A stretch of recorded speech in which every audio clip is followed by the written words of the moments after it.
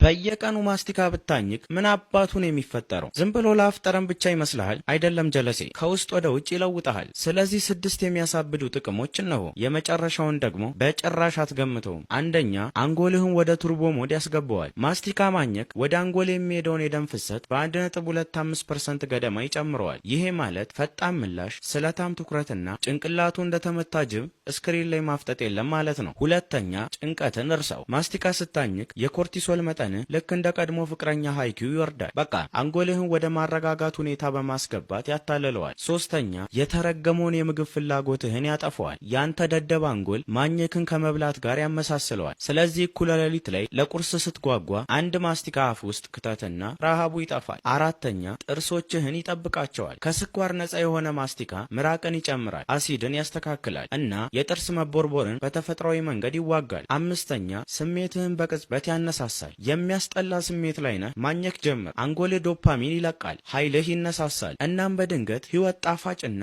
አሽቃባጭ ትሆናለች። ቁጥር 6 አልማዝ ሊፈጭ የሚችል መንጋጋ ይገነባልሃል። አዎ ይህ የተረገመ እውነት ነው። ማኘክ የመንጋጋህን ጡንቻዎች ትንሽ ስፖርት ያሰራቸዋል። ያስቃል አይደል? ፈታበል። አሁን የማስቲካ ሱስ እንድትጀምር እየነገርኩ አይደለም፣ ግን ይሁን። ከዚህ የከፉ ልማዶች አሉ። የሚመችህን ማስቲካ ኮመንት ላይ አስቀምጥልኝ። ፎሎ ማድረግ አትርሳ።